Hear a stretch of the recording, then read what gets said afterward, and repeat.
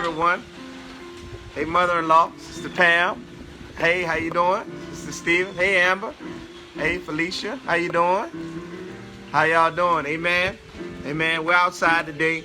So if you hear the birds, amen, you hear the rain, we're outside, amen. And so we're going to share our life, amen, in such a way, amen. And so we just pray that you're blessed on this morning, amen. And we pray that you stay dry, amen. We didn't do our parking lot service on today only because of the rain. And so we decided and we opted to just do a virtual service on today. And so we thank God for a new day. We thank God for waking us up this morning. And we just thank God, amen, for being aware of our surroundings, amen, and knowing that we're in the land of the living, amen. So we just thank God for being so good and so gracious. Amen. Amen. Amen. We're going to share a selection with you on this morning. Amen. And we pray it blesses you in some way. Amen. As the Lord leads us on this morning. Amen. Chris, follow me. I will trust in the Lord. I will trust in the Lord. I will trust in the Lord until I die. Oh, I will trust in the Lord. I will trust in the Lord. I will trust in the Lord until I die. The old church used to say something like this. I'm gonna treat everybody right. I'm gonna treat everybody right. Yes, Lord. I'm going to treat everybody right until I die.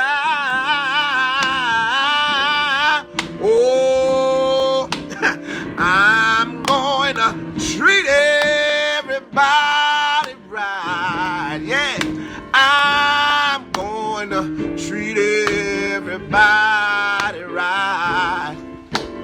I'm going to treat everybody right until I die. Chris, play a while, man. Come on, minister. Come on, minister to us on this morning. Come on. Yeah.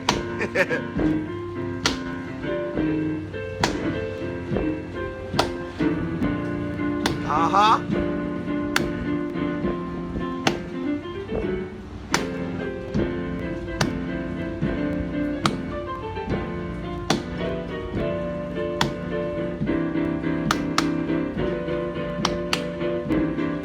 Yeah. Go ahead. Help yourself. Yeah. Yeah. I know that's right. Yeah. You having too much fun. Come on, sing it with me. I will trust in the Lord. Come on, sing it with me. I will trust in the Lord. I will trust in the Lord. I will trust in the Lord until I die. Oh, I will trust in the Lord. I will trust in the Lord. I will trust in the Lord until I die. Amen. Amen. If that's your testimony, amen, give God some praise. Amen. Because he deserves it all. Amen. God is awesome. Amen. He is good. He is good all of the time. And he is good because he is God. Amen. Amen. And amen again. Amen. We thank God for all of you on this morning. And we pray that you've been blessed and ministered to you thus far. And we just pray that today's service is a blessing to you. Hey, Sister Clara. Amen. Amen. Sister Clara was out of town. She made it back. Amen. And so we thank God for her. God taking care of her in her safe travels. Amen. Back home. Amen. Amen and amen again. Amen. At this time, amen, I'll go ahead and I'll read our scripture, amen, for this morning. Amen. And we're going to go ahead and we'll get into the word, amen, and share what God has placed upon our heart to share on this blessed morning. Amen. So if you will, amen, take your Bibles out and or your Bible apps. Amen. And go ahead and turn to the book of Exodus. Amen. The book of Exodus. Amen. Exodus chapter number 33. Exodus chapter number 33. Exodus chapter number 33. And we're going to take a look at verses 3 through 5. Amen. Exodus 33 verses 3 through 5. Amen. Amen and amen again. This morning we're going to read this morning, amen, from the New International Version. Amen. The NIV translation. Amen. And the word of God is as such. Go up to the land flowing with milk and honey, but I will not go with you, because you are a stiff-necked people, and I might destroy you on the way. Verse 4 says, when the people heard these distressing words, they began to mourn, and no one put on any ornaments. For the Lord had said to Moses, tell the Israelites, you are a stiff-necked people. If I were to go with you, even for a moment, I might destroy you. Now take off your ornaments, and I will decide what to do with you. Amen. The grass withereth, and the flower thereof fadeth away, but the word of our God shall stand forever. Let us pray. Lord, we say thank you. We say thank you for your grace. We say thank you for your mercy. We say thank you, Lord, for your love. Lord, you've been good to us.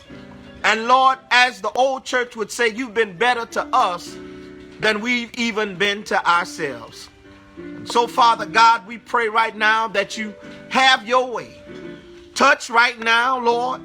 Lord, fill this vessel with your spirit and allow every word that proceeds out of my mouth to be your words and yours alone. I pray for these, your people, that they hear, Lord, what it is that you have to say. And Lord, that you would open up their hearts and minds, Lord, to be able not to just be hearers of the word, but Lord, to be doers as well. We thank you, we praise you, and Lord, we sure do love you. It's in Jesus' mighty name we do pray. Amen.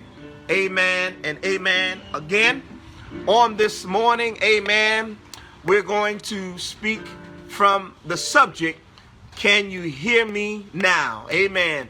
Can you hear me now? Amen. Taking a look at the book of Exodus, if you've ever studied the book of Exodus deals with God's people being delivered from Egyptian bondage. For we know that God allowed them to be placed into bondage, amen, but God sent a servant named Moses to deliver them from the hands of Pharaoh. And so we find ourselves in the text where God is sharing with his chosen people, and he's sharing with them what they need to know at this time as it relates to how he feels about what they've been doing. Let me set up the text. If you take a look at it at this moment and at this time, God has done some miraculous things in order for them to be delivered from Egyptian bondage. And it amazes me how when we take a look at the children of Israel were so blessed. God blessed them in so many ways. He delivered them from Egyptian bondage. He parted the Red Sea. He rained down manna from heaven. And when they got tired of eating that bread, amen, God gave them meat to eat. Amen. Praise the Lord. They might have been African American because, you know, they wanted some of that dirty bird. Amen. Praise the Lord. But at the same time, God blessed them and God gave them the things that they needed in order to survive. And so what we find here is God sharing with his people that he was going to uphold the promise that he had made to their foreparents. And so he shared with them that he would give them a land flowing with milk and honey. And we know this is the land of Canaan. Now it's amazing because God prepared the way for them to where the land was already prepared for them. The land was already taken care of. The land, God had moved some folk out of the land so that all they had to do was walk on in and guess what? Receive what God had prepared for them. And so you've got to understand where God is at this moment. God is saying at this moment, my children, I've been so good to you. I've done some things on your behalf. I've come through for you time after time after time again. And here it is. You all have found a way to make me look as if what I did for you that you didn't even care about. Let me go back to chapter 32. If you've ever read it or if you have time, read chapter 32. It amazes me how in chapter 32, they had the nerve, amen, praise the Lord. They had the nerve to build a golden calf, amen, praise the Lord, and say they were going to worship a golden calf only because, hear me well, because Moses had went up on Mount Sinai and he was taking a little too long. Amen. Praise the Lord. So Moses was taking too long. They didn't know what Moses was up to. They were trying to figure out what Moses was doing. And so they got bored. So they decided, amen, praise the Lord, to build a golden calf with the help of Aaron, Moses' brother. And you've got to understand what God is feeling right now. God says, I've done all of these things for you. I've brought you out of bondage. I've blessed you in so many ways. I've promised you this and I've promised you that. I'm taking you to a land flowing with milk and honey. And you have the nerve to say you are going to worship another God. Lord, have mercy. Well, preacher, wait a minute. What does that have to do with you and I? It has everything to do with us. So you've got to understand this one thing, that when you take a look at the children of Israel at that moment and at that time, you've got to realize this, is that we can look at ourselves as believers and understand and know that God has been good to us, right? God has come through for us time after time after time again. God has promised some things to us that he's going to share with us. But how many of you know that there's sometimes, amen, praise the Lord, when we allow things to get in the way of what it is that God has in store for us? We allow things to come in the way to stop us from serving God the way that we should be serving God. We allow life to come our way and treat God as if God isn't who he is. We allow the things in this life to cause us to treat God as if he's not God. But can I help us on today? God wants to let us know that he's there. He's God. He's provided for us. And all he wants is for us to give him our whole heart, mind, soul, and strength. So we find the children of Israel at this moment where God has spoken to Moses to tell them, amen, praise the Lord, what it is that he needed to tell them, because really and truthfully, God was not pleased with the things, amen, praise the Lord, they had done to treat God as if he's not God, and he had done nothing for them. And so God says this. He tells them these words. He tells Moses to tell them these words. He says, go up to the land flowing with milk and honey. He says, but I will not go with you. Now, preacher, why is that so important? This is why this is so important. If any of you have ever heard of a covering, amen, praise the Lord. Many people don't acknowledge that covering. They don't acknowledge that covering. Children have the covering, amen, of their parents, amen. The wife should have the covering, amen, of her husband, amen. Members of a church should have the covering of their pastor, right? And so when you take a look at that idea of covering, that means that that's that ark of protection, amen, that you have around you to say that I have what I need, amen, in order to do the things that I need to do. And God says, he says, y'all can go, amen, but I'm not going to be with you. See, God says this.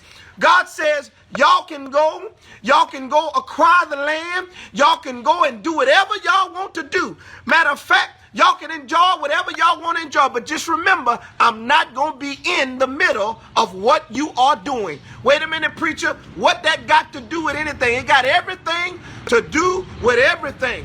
You've got to understand this one thing, that God can and cannot be in the middle of what you're doing. In the church, in your home, or any ministry that you are involved with, God says this. He says, I will not, in the text, he says, I will not go with you. If you read in the text and you read in the Bible, God's servants, Joseph was one of them. And he says, in the word, it says, God was what? Was with him. Amen. Praise the Lord. And there's other individuals in the Bible. It says that God was with him. Amen. Praise the Lord. And I don't know about you, but I don't want to do anything. I don't want to go anywhere. I don't want to be a part of anything that God is not a part of. Amen. I don't care what you're a part of. You've got to understand, you want God to be in the middle of what you're doing. Amen. Praise the Lord. If you're going to get a new job, if you're going to get married, amen, praise the Lord. If you're going to acquire something new, if you're going to partake in a new career, you want God, what? In the middle of what you are doing. And God told the children of Israel, he said, go ahead, but I'm not going to be with you. And so, what do you want me to get from this, Pastor? This is what I want you to get from the text. See, the Lord will allow you to function without his covering. And I don't know about you. You don't want the Lord to remove his hand from what it is that you're doing. Okay, Pastor, help me out. Give me another illustration. Can I help you, people of God? I want to share with you on this morning that when we take a look at our world and we take a look at our nation and we take a look at mankind, can I help you that there's been a shift to where man has decided, amen, to treat God, amen, like they don't need him. Amen, praise the Lord. And so you've got to understand there's many things that are done in the name of Jesus But how many of you know that if you're not operating correctly, if you're not doing it according to his will, God says, I'm not with you. Amen. Praise the Lord. And so when we look at our nation and we look at our world, we look at our churches, we look at the homes that we're living in, can I help you? God says this. God says, I'll let you function, but I'm not going to be with you. Now, here's the thing. Here's what you need to understand. God didn't just say, I'm not going to be with you just to tell him that. They were disobedient to his will. They treated God as if, amen, praise the Lord, as if God was not who he was and is not who he is. Amen, praise the Lord. And anyone, amen, that treat God as if God doesn't exist, that God's word will not prevail, that God's word will not ring true. Can I help you? God says, I'm not going to be with you. I'll let you function. I'll let you keep the job. I'll let you do this. I'll let you do ministry. I'll let you do these things, but I'm not going to be with you. Amen. Praise the Lord. So you've got to understand in the text, God was letting them know that guess what? That him being a part of what it is that they were doing was vital, and it was very important. Now, this would mess me up in the text. God says this.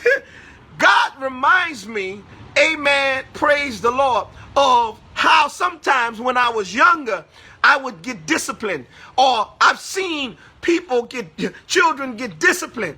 And there's some parents, they'll say, you better get away from me right now, because if I keep looking at you, if you stay in my presence, amen, if you stick around, amen, it ain't gonna be good for you. So you might as well move around and go somewhere right now, because if you stick around me too long, or if we are in the same room, something gonna break loose and something gonna happen to you.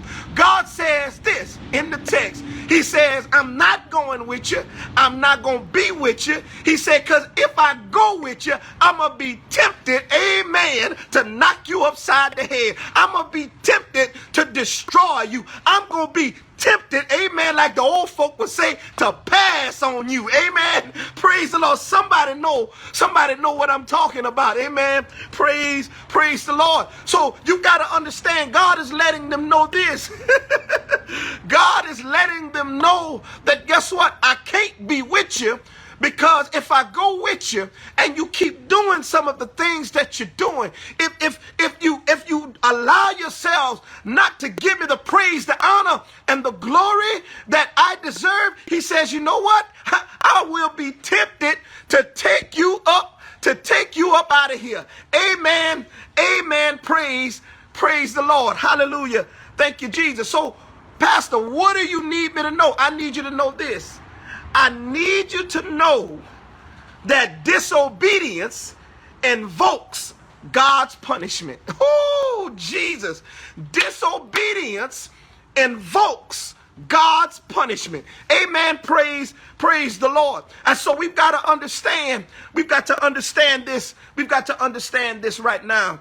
That guess what? That when we take a look at the children of Israel, God was so upset at some of the things that they were doing that God said he didn't want to have to deal with them, because he said if he would stay in their midst, he says he'd be tempted to take them on out of here. And so you've got to understand that guess what? God is a God of mercy. God is a God of love. God is a God of compassion. But I got to help us on this morning. Guess what?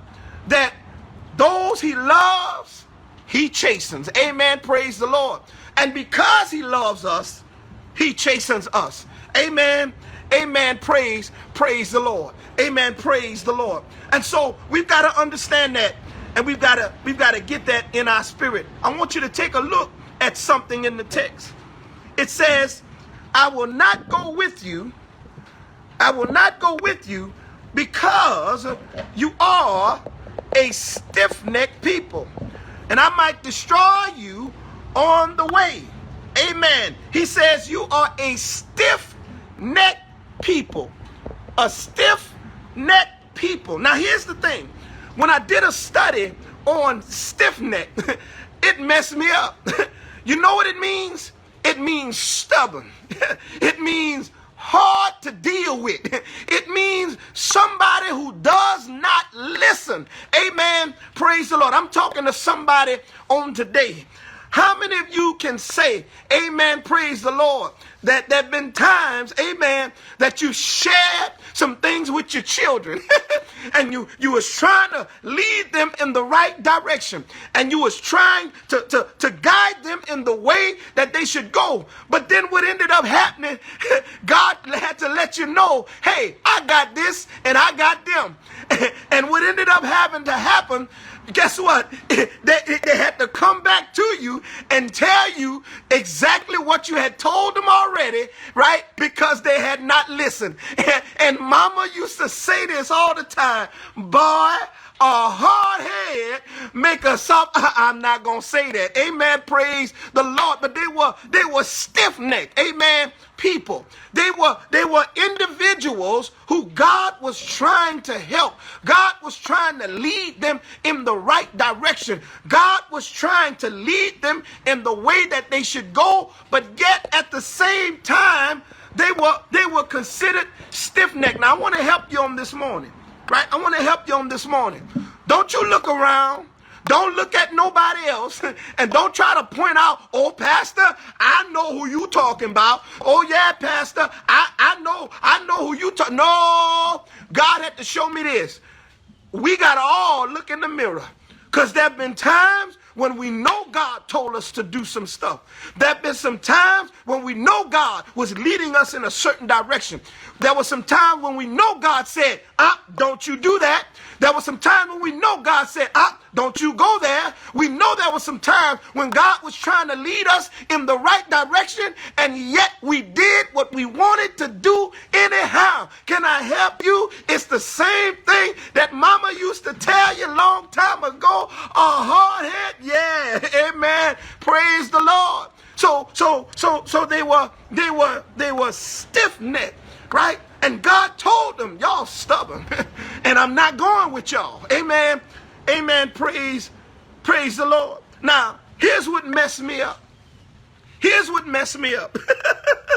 It says, when the people heard these distressing words, they began to mourn. Now watch, check me out. It says, when the people heard these distressing words, they began to mourn. Wait a minute, preacher. What that have to do with anything? It got everything to do with everything. It took God telling them that he was not going to be with them any longer. It took God telling them that, you know what? I'm getting tired of what it is that you're doing. It took God to say, I'm going to what? Remove my hand from what it is that you are doing. Amen. Praise the Lord. For them to actually catch their mind. Right? And so God shared something with them, and it touched them to their heart. See, how many of you can say, amen, praise the Lord, have ever experienced this? When you cut somebody off, amen, praise the Lord. Well, what you mean, Pastor? See, when you cut some folk off and say, well, you know what? No, you're not going to use me no more. I'm cutting you off. No, you're not going to abuse me no more. I'm cutting you off. No, I'm not going to deal with that no more. I'm cutting you off. And God says, I'm cutting you off. And can I help you? It was as if God was saying, can you hear me now? I want to help us on today. You've got to understand, people of God, don't you let society, don't you let the norm, don't you let what people call popular, don't you let what the end thing is, don't you let what the federal government calls legal, amen, praise the Lord, to dictate to you what you're going to do. No, God says this. God says, if you are disobedient, if you don't follow me, if you don't do my word, if you don't study my word, if you don't try to live my word, I'm going to cut you off. Now, what God is saying is this. God is just saying that some of that grace that he's giving you along the way, he's going to remove some of that stuff. And you know what happens? God sometimes allows us to go through some stuff. Amen. So that we can now, amen, look toward heaven and call his holy name. I don't know about you, but I've been there, right? Where God has to really get you to a point to understand that if you don't want to listen to me, if you don't want to do my will, if you don't want to follow me, boy, I'm going to let you fall flat on your face. I'm going to let you know that I'm the one that's been holding you up. I'm the one that's been keeping you. I'm the one that's been allowing you to stay in your right mind. I'm the one that's been providing for you. I'm the one that's been giving you all the things that you need in order to live and in order to survive. And you've got to understand that, guess what? God doesn't mind putting us in a position to where now we have to rely on him, or in a position to understand that, guess what? It's been him that has been keeping us all the time. Amen. Amen. Praise the Lord. So you gotta get that, people of God. See, sometimes God has to speak sternly to get our attention. See, sometimes what happens is, let's be real. Not until somebody called you out and told you what they needed to tell you that you changed and done some things. I'm going to go in the natural, right? Some of you on your job, not until your boss call you into the office and say, the next time you late, I'm writing you up. Amen. And they didn't smile. Amen. They didn't crack a smile. They didn't tell you. They say, I'm writing you up, right? And that was it. Not until they done that, tell you what, can you hear me now? So you got to understand this one thing. God had to talk to them in a way to get them to understand, y'all, I'm serious about what it is that I'm saying. But you got to understand, he's a loving God, right? So everything he tells them, everything he does for them is to benefit them. Amen. Amen. It's not to hurt them or to harm them. Oh, but I don't like the way you said that. Well, tell God that. God told him, he said, I'm not going with you. Amen. Praise the Lord. So sometimes God has to speak sternly to get our attention. It says when they heard the bad news, or when they heard these distressing words. And so you got to understand this one thing, people of God, that there's some times when God will allow some things in our life to get our attention, so that we're able to now look toward heaven and understand that God is real, that God is who he is, that God sits high and he looks low. I want to share this and I'll move on. You got to understand this one thing, and I pray to God, amen, that you receive it the way that I am going to receive it. Now, I'm not coming to you, amen, praise the Lord, as one who's perfect, and I'm not coming to you as one who's got all of the answers, and I'm not coming to you as one that really and truthfully, that guess what, can tell you the solution to everything. But I thank God that he's allowed me to be in ministry, amen, for about 14, 15 years now. And Pastor has seen some things in ministry that some people don't see. I got an inside scoop, amen, on some stuff, amen, that sometimes people don't see. And I pray this blesses you in some kinds of way. See, you got to understand what I have seen. And in my experiences, I've seen people, amen, shout, amen, when the preacher's up there preaching, amen, and when he's hooping, amen, and they shouting, and oh, I love the Lord, and this, that, and the other, and they got their church, amen, their church poles, amen, but you catch them on the parking lot, and they'll cuss you out for everything that they love, amen, praise the Lord. I've seen that firsthand, amen. I've seen people, amen, that say, you know what, I'm gonna do it right, I'm not gonna do this no more, amen, I'm gonna get it right, amen. I've seen people do things and come in front of the church for different reasons or whatever, just to make it look a certain way, amen, when it's really not that. Okay, preacher, what that got to do with anything? Let me help you out. See, God wants us to understand and know that, guess what? That he knows our heart. He wants us to do right. He doesn't want us playing around with his name. If we bear his name, God says this. He says, do his will. And there's people, amen, I've seen it. The preacher preach one thing, amen, and they live in something else. Amen. The man of God is sharing with them one thing and they're doing something else. But can I help you?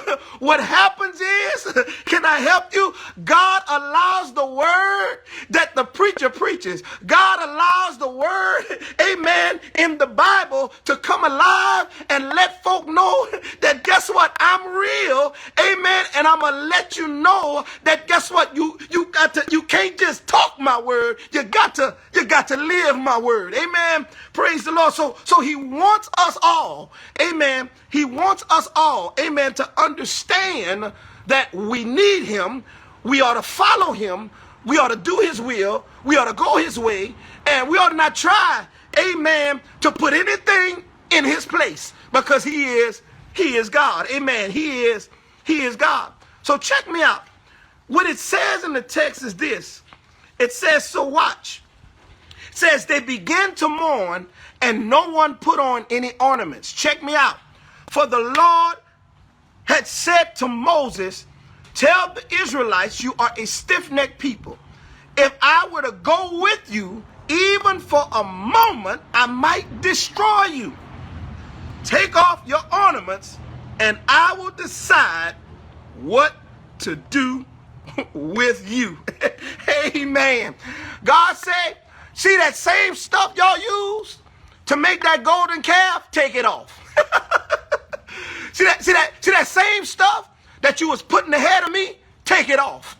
That same stuff that you was allowing yourself to cling to, amen, and I'm sitting there waiting for you to honor me. He said, take it off. Amen. Praise the Lord. Wait a minute, preacher. What does that have to do with anything? Can I help somebody on the day? Amen. And it may not be the word that you want, but this is for somebody.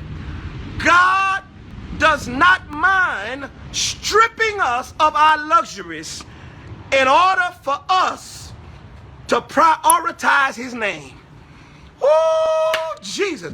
God does not mind stripping us of those luxuries we enjoy so that we will be able to prioritize his name. Let me tell you something, people of God. See, you got to understand this one thing. See, for some folk, COVID was a disaster. But for some folk, God is going to use COVID-19 for you to get your life right. God will use this pandemic to get your life together.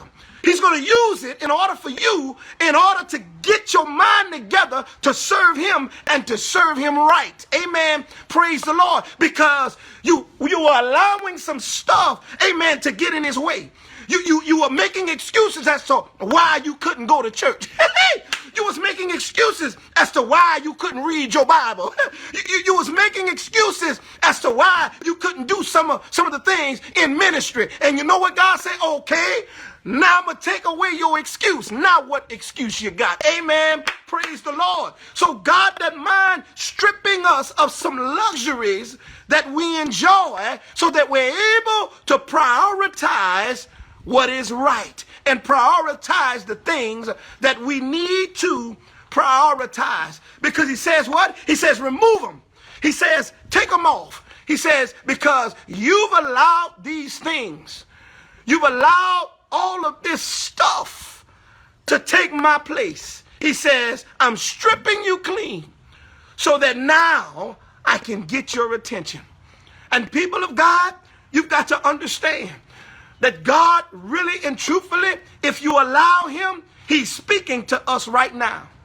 He's speaking to the nation right now. He's speaking to the world right now. He's speaking to your families right now. He's speaking to your heart right now. And what is he saying? He says, remove it. He says, get rid of it. There's some stuff in the way that's causing you, amen, not to give me your full heart.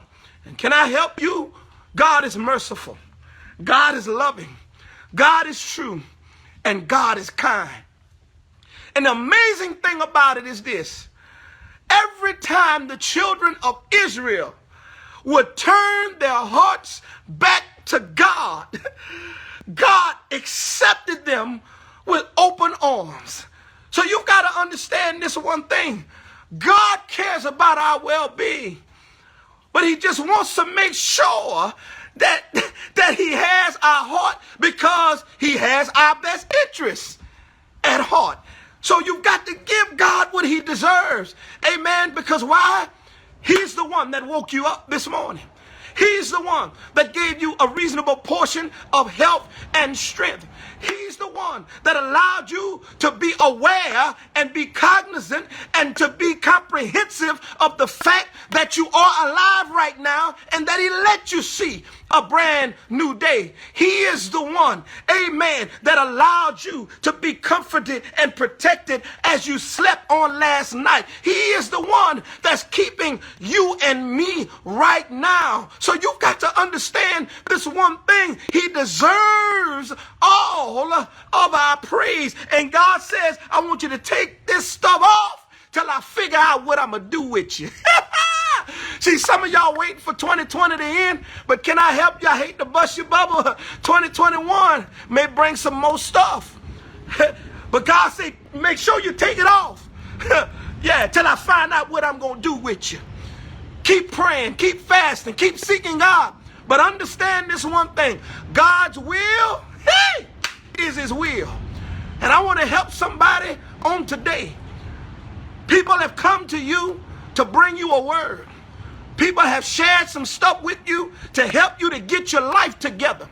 People have shared Christ with you to let you know that guess what? That Christ is your Redeemer and Christ is your strength. Some of you people have come to you to let you know that Jesus lives and he wants to live in your heart. That somebody out there, somebody has come to you to let you know that Jesus Christ, through his amazing grace, amen, praise the Lord, he's allowed you to have a relationship with God.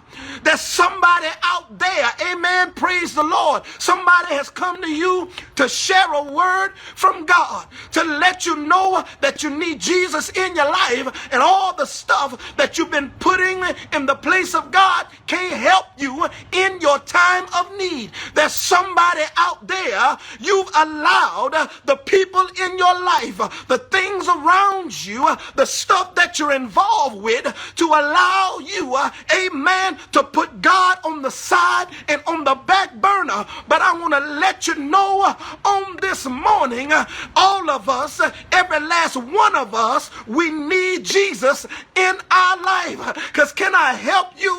I couldn't die for you. Your neighbor couldn't die for you. It took the precious blood of Jesus the Christ. And I'm here to tell you that we need Christ in our life in order to make it in this world today. God says this: remove all that stuff that's stopping you from serving me. Remove all that stuff that is not allowing you to seek after my name. Remove all of that stuff that is not allowing you to honor my name. And he's saying, when you remove all of that stuff, I will take the place of that and give you more sufficiency than you ever had in your life. And God is saying to some of us on this morning, can you hear me now? Because God says I'm real. You can't treat me like I'm not. And even though the world, even though people, even though society, even though there's other religions that try to pop up here and pop up there, amen, the Bible is still the best-selling book in all of history. Amen, praise the Lord. It is a history book. Amen, and I thank God for his story. Amen, praise the Lord, because it's through Jesus Christ that I have a right to the tree of life. Amen, praise the Lord. And so you've got to understand this one thing, that when we take a look at God, God speaks in different ways. And he allows us to go through things. And God is really saying to us this one thing, that he wants us to respond, amen, to his voice. Respond to his word. Do his will. Be obedient to what he's telling us to do. So that, guess what? So that he can be with us. You don't want to be in life and God is not with you. See, you've got to understand that some things you can do in life where God's hand is not on it, right? I'm sorry, but you've got to understand, if God's hand is not on it, you're in bad shape. You need God's hand on what it is that you're doing. So God is saying this. God says you need to understand that you need him in your life. You need him with you, and you need him in your heart. And all I want to share this with you is this. You never, ever, ever want God to tell you these words. Can you hear me now? Some of you parents have had to tell that to your children. Can you hear me now? Some of you have had dear friends, amen, that you've tried to help, and they've come to you after you've preached, and they had to come and cry to you and all this other stuff, and you had to tell them the words, can you hear me now? Well, God is speaking, right? And God is looking at our heart. God is looking at what we're doing. God is looking at how we're going to act and react, even in the midst of a pandemic. And he's saying, can you hear me now? God wants us not to play with him. God wants us to be real with him. And so I'm praying on today that the word of God bless you in some kind of way. I'm praying to God that it helped you to see God is real and that he is who he is. And if you take time, read about the children of Israel and how God allowed their offspring to enjoy some stuff. Let me know if you can see. Oh, there it is. Amen. Praise the Lord. So I thank God for this morning. Amen. And we know the devil doesn't like when God's word goes forth. He doesn't like that. The devil doesn't like when we do the things that God wants us to do. But can I help somebody on this morning? Help me, Jesus.